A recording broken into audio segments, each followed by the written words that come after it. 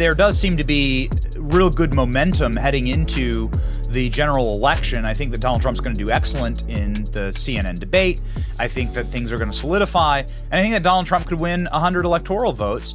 There needs, however, to be some type of reckoning with the lies that have been told to the American public. Just this week, we saw the FBI come forward and say, yeah, of course Hunter Biden's laptop's real. Yet the intelligence community got 51 experts coordinated by our Secretary of State to say it's not, and to lie to us. And many would call that election meddling in 2020 and election rigging. But that was done through the intel agencies. And you are a leader on the Intelligence Select Committee in the Senate. And there's been so many circumstances like that. There's so many examples of the intelligence agencies being weaponized against us, the American people.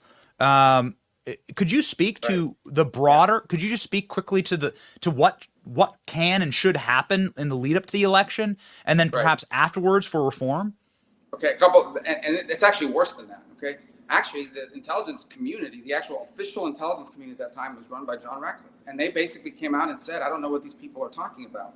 The media and the public largely ignored them and instead relied on 50 former intelligence officials who basically take the fact that they were once in government and then use that, and the fact that they still have clearances, which in my mind need to be revoked, because to me what they did was abuse those clearances to basically imply. I mean, the worst thing you can say is imply to people, I know something I can't tell you, but believe me, it's really bad. Okay? It's the worst thing you can do because you can't defend yourself against it. That's what these guys did. So you have 50 former intelligence officials, not current, so you couldn't fire them, who basically used the credibility or the standing that former title gave them to say to the American people, this stuff looks classic disinformation, Russian disinformation oppo. This laptop must be fake. Okay, and there's a great video out. I think it was released a couple of days ago that goes through a bunch of this.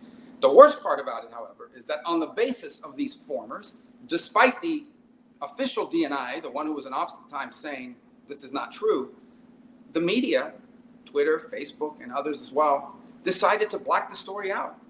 To the extent they talked about it, it was disinformation. And in many cases, if you posted or reposted the New York Post story, they would shut down your account or they would block the viewers from seeing it.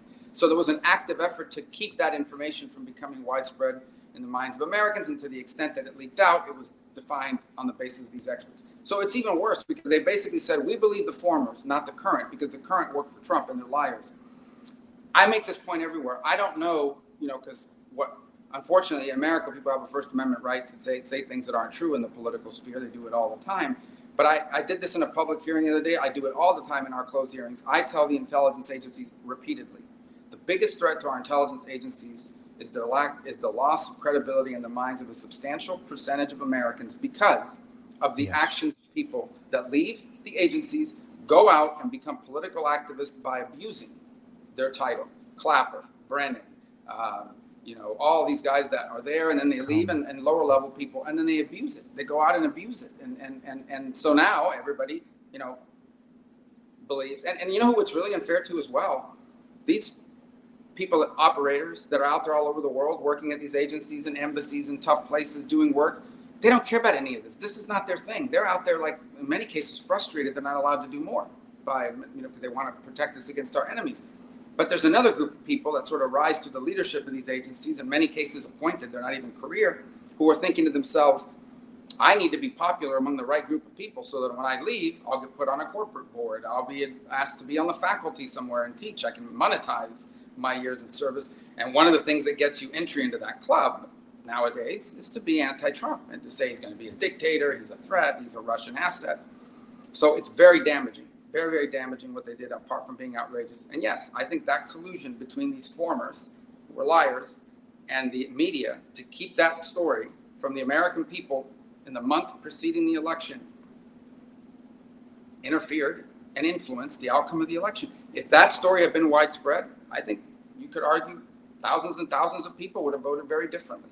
The election may not even have been very close, but we'll never know because they worked to keep that from them. Yes. We really hope that there's nothing getting cooked up for the next 5 months. It seems like all the trend lines are going in your direction. And I guess as a closing note here, do you see the problems with America as spiritual? Do you see it more as spiritual than political? I think, well, I don't know what you mean by spiritual. I think what you're saying is, I think at the core, look, there are a lot of people are going to listen. Let me separate it this way. There are a lot of people that are going to vote because life was better under Trump. They may love the way he used to speak. They may not like some of the things he says, but they say to themselves, when he was president, I had more money left over at the end of the month. The world and our country was safer, and America was respected, around the world. And today, all three of those things have been in rapid decline. I think that's at the central core of how many people are going to vote. I think at the core of the election is the bigger question about our identity as a nation. Are we truly, as some of these people argue, this inherently evil country founded on racism and genocide and bigotry and xenophobia? Or are we this greatest nation in the history of the world that's worth not just preserving, but expanding to even higher greatness and to continue the work of progress, which has been the American experiment? That's the core issue of our campaign. Now, embedded in this challenge is that because of some of this craziness and lack of common sense, we have some deep cultural problems in our country, which government can't solve. I mean, without strong families, without strong communities, without a clear sense of right and wrong and good and bad, we got big problems. You can make something illegal, but unless it's and that's why, unless it's instilled at a young age. And so when you see things like, we have big problems in this country, but America remains, by all historical comparisons, a pretty prosperous and free place for the average everyday person. We have 13 or 14-year-olds who are living in the freest, most prosperous nation in the history of the world. They don't have bombs being dropped over their head, and they're committing suicide and have rates of mental health crisis at record levels. We've got to get to the bottom of that. We have kids that are growing up, not coming out of poverty, coming out of middle class, even upper class homes, who they see somebody being assaulted, and the first thing they do is take a video of it and laugh, not like interfere and say, no, we can't do this. I mean, it's just thing after thing that's happening, and you realize that there's a deep rot going on at the core of our culture because we have destroyed, we have undermined, we have demonized many of the institutions that 5,500 years of human history taught us work.